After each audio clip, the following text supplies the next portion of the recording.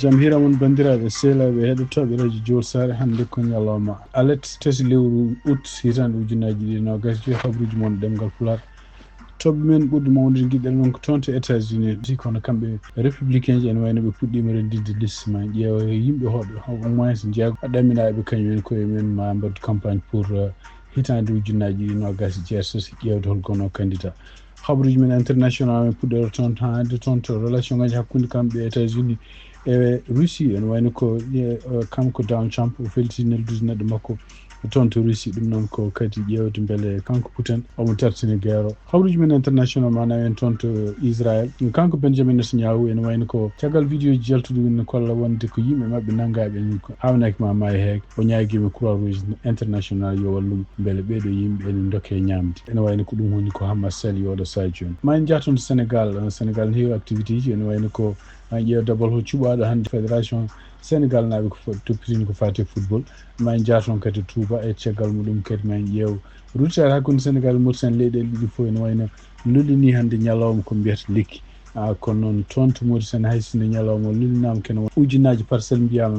ma mbaɗe pour leɗɗe ne lore hen dukuji mbaɗi hakkude kanko préfet e kanko maire de Kaolack ƴeewen kadi holko addi ɗum ɗon holtoɓe jarata habruji men ma nawa en toon to Burkina Faso procureur mo Ouagadougou wayno ko ɓe udditi oɗon dossier pour ankidde neɗɗo mabɓe barno toon to Côte d'Ivoire tankare oɗo Burkina Faso naji toon to Côte d'Ivoire hawne kadi ma ɓeydi caɗele wonande kamɓe leyɗele jeeyaɗe keddiɗe CEDEAO e leyɗele AES e on sa ɗo kaldigal woni pour moƴƴinde jokkodiral hakkude ɗeɗe leyɗele tati e leyɗele CEDEAO hande toon to Burkina Faso ene wayno ko ma ƴeew kadi holko woni sababu radio woto wiyete ngo Omega guila ñande samedi antinaji muɗum nifa kadi holko woni nden yamirotol to ɗum cakkitorɗen kabaruji men international ko jokkodirde Mama Diarra o wawa rekkude en meftande kabaruji Afrique seeɗa e ɗemgal soninke ko ɗon gasnirten kabaruji meɗen siftini ɗon oɗo ñalawma ko dimanche hawri ko tati lewru août hitande ujunaji ɗiɗi nogas e joyyi musidɗo mon Amadou Touré waɗantoon journal kadi ma en ballodir e Mama Diarra section soninke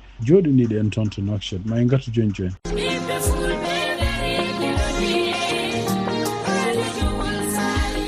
Radio Diol Sare International dole lingu gondia kono dole Radio Diol Sare ko hettuyankoɓe mum Amérique Asie Océanie Europe Afrique no keɗo Radio Diol Sare International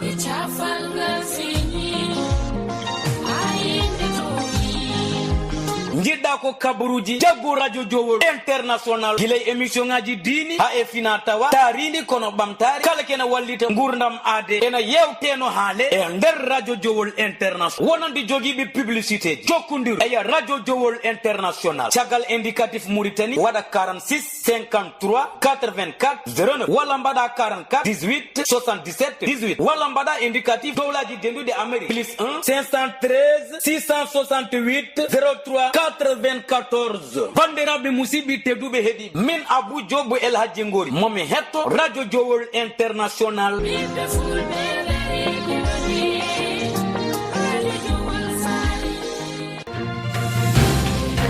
bandiraɓe sehlaɓe heɗotoɓe radio Diol Sare jaam hiire moom no mbiɗen gardinde men ni guiɗɗen kabaruji meɗen ko toon to Washington e tunnade kadi ko yalti hono kamɓe républicain ɓe goni ko fewnitade oɗo soya joni ƴewde hol wonoɓe candidat ji mabɓe ɗum noon koye woteji hitande ujunaji ɗiɗi nogas jeetati tunnade kadi ko yaltino wayno oɗo saha joni ɓe puɗɗima andude hol yimɓe ɓe ganduɗa ɓe ɗamini no gona candidat ji donc tugnade journal biyeteɗo AP News ɓe mbi wonde koye oɗo saha joni yimɓe jeegoma ne goni ko ɓen goni haqqillaji hawnaki jokorɓe wonde candidat ji kamɓe républicain ji hawnaki waɗi ɓe garat kono wonde gonɗo dow oɗo saha joni ko kanko JD Vance vice président mo États-Unis ko jaaro capanɗe tati e jeenayyi oɗo saha joni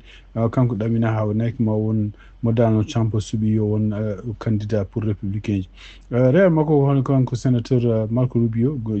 arɗo saha joni gardiɗo affaires étrangére e laamu Trump ene rewa makko kadi hono kanko sénateur Tom Cotton jeeyaɗo toon to Arkansas caggal muɗum kadi ne anda kadi hono Vivek Ramaswamy kañum hoore mum woni no candidat en e hitande ujunaji ɗiɗi nogas nayyi ko entrepreneur ene wiye kadi kañum hoore mum ko candidat pour wonde gouverneur toon to Ohio kanko gouverneur mo Florida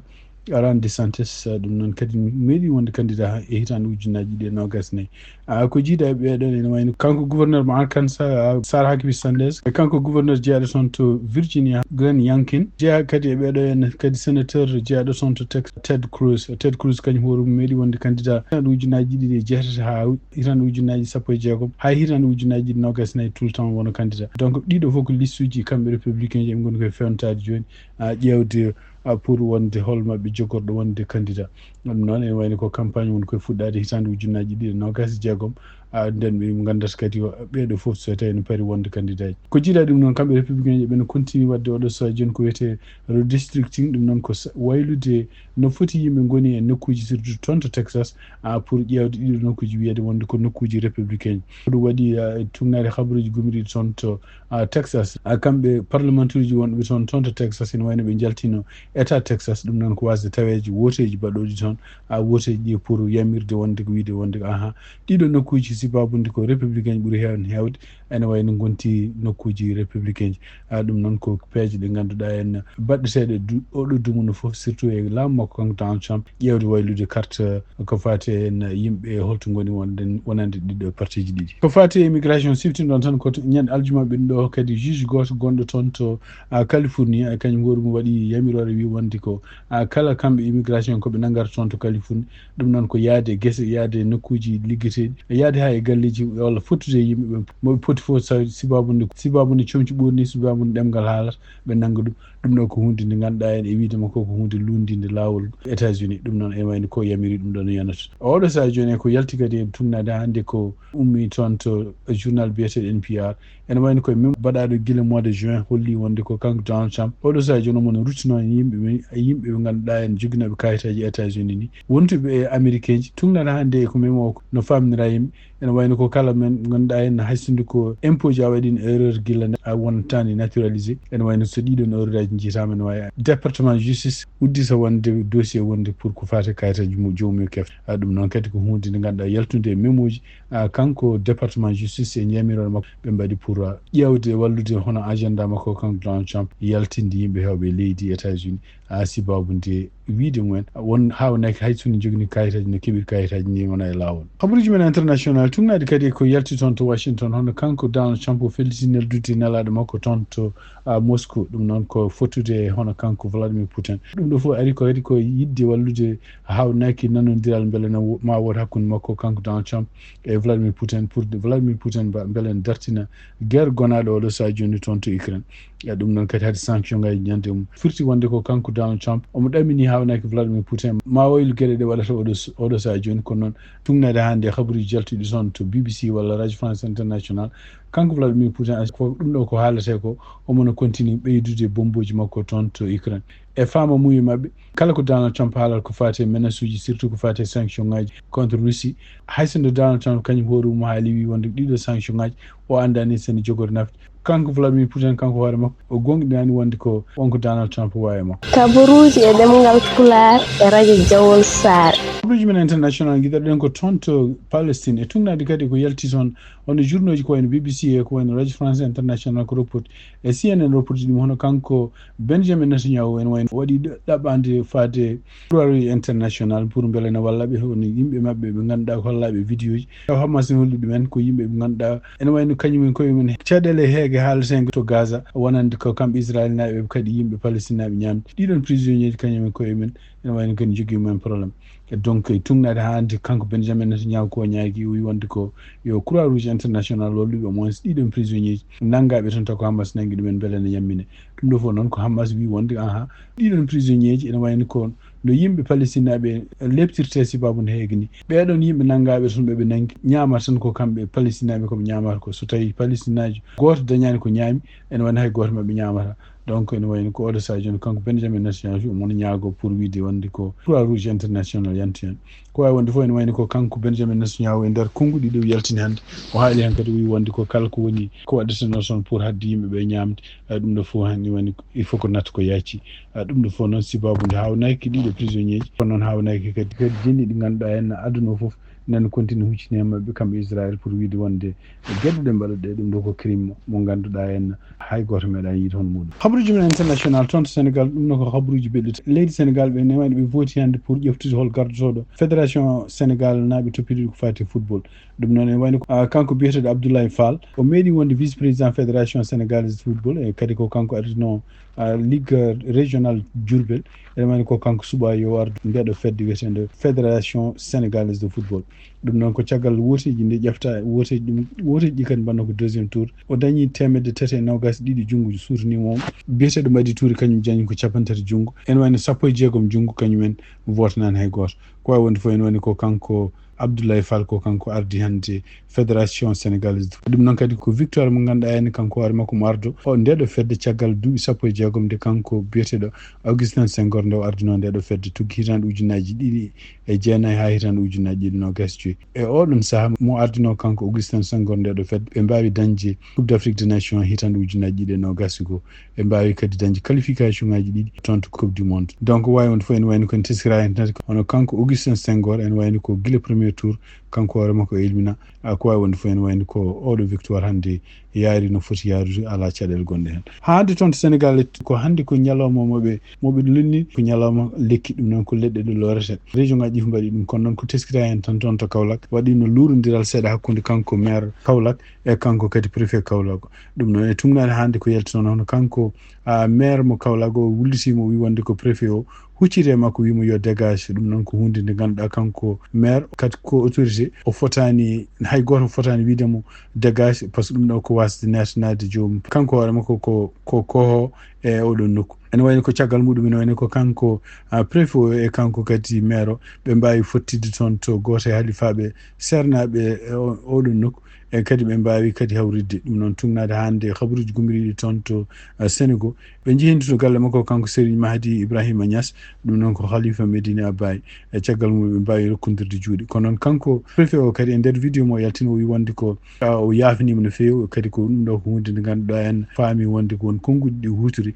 konnguɗi ɗi henna kadi wona konnguɗi ɓorniɗi comciɗi ɓorniɗi walla joguiɗo hono ligguey makko ɗum ɗo ko hunde fotani farnorade ɗum ko wawi wonde fof ene wayni ko ɓe kawriti oɗo saha joni toon to Sénégal han sibabude oɗo ñalawma o mbiyata ñalawma lekki cérémonie baɗaɗo kadi e yesso kanko Ousmane Sonko toon to wuuro wiyetengo Rawo commune Gandon taw ko kanko Ousmane Sonko min tawa ene wayni ko kamɓe fedde wiyetende alliance des écologistes du Sénégal ɗum noon ko fedde liggotoɓe ko fate henne e taaridi ene wayno ɓe mbawi arde toon tawede oɗo ñalawma noon ene wayno koye ñalawma mbiyata ɗum ko édition hitande ujunaji 2 ene wayno ko ñalawma o kadi koɓe ɓeydi hen hokkude fayida surtout henne koko fati ɓokki e ko fati e leɗɗe mangueji ko wawi wonde fof ene wayno ko kamɓe ndeɗo fedde ɓe mbi wonde ko konngol makko kanko biyeteɗo Baye Salla Mar ɓe mbi wonde eɓe jogui anniya lorde ken wona 100 ujunere lekki ɗum noon ko e nder Sénégal foof ɗum ɗo fof ko hunde nde ganduɗa en hawnaki kadi wallore e wiide mabɓe kala ko fate yooro kala ko fate kadi toɓoji manko ɗum so tawi leɗɗe norama ma won koye ɗum ɗo fof ko peeje garɗe caggal nde kanko Bachir Diomaye Faye nde o yi welli toon konngol toon to Mbayo toon kadi o rokki yamirore makko kono oɗo campagne ko fate lorde leɗɗe tan ma won balɗe ɗiɗi joni ko wawi wonde fof ene wayni ko teskira hen tan on kamɓe laamu ngo e kamɓe kadi volontaire ji walla yimɓe ɓe ganduɗa hohoɓe commune aji ɗi foof eɓene daari pour ƴewde lorde leɗɗe hande toon to Sénégal e tugnade kadi ko yalti toon to Sénégal hono toon to wuuro wiyeten Touba toɓoji mawɗi mbaɗi toon ɗum noon Sénégal kañum hoɗum haali toon toɓoji ɗi noon e tugnade hande ko teskita toon to wuuro wiyeten Touba waɗi ken wona 159 millimétre toon to wuuro wiyeten ko Mbacké waɗi 116 millimétre tugnade hande habaruji gumri toon ɗiɗon toɓoji fof mbaɗi ko cuggi jamma hanki ha yetti e subaka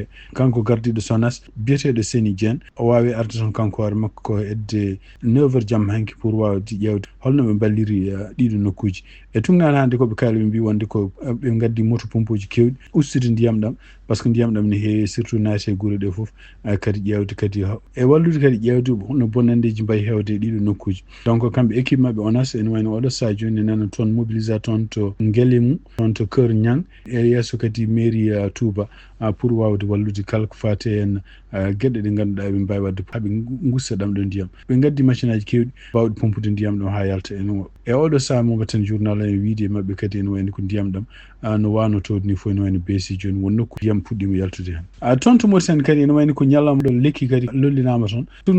journal biete selani hono Mohamed Cheikh El Ghazouani gardi leydi Mauritanie wawi kanko war makko tawede ɗiɗo sérumulji toon to Tafrak Zeyna e ɗum noon e tungnade hande koɓe kaali ɓe mbi wonde ɓe jamiri laamu Mauritanie yamiri walla haali wi wonde ko ma ƴeftu kene wona ujunnaji 4 parcelle ɗum ɗo fof ko ƴewde leɗɗe beele ne loore hen donc tungnade hande konngol gomigol toon to gouvernement en wayni ko programme oɓe jogui ko fati leɗɗe hikka ene wayni hen ko lorde leɗɗe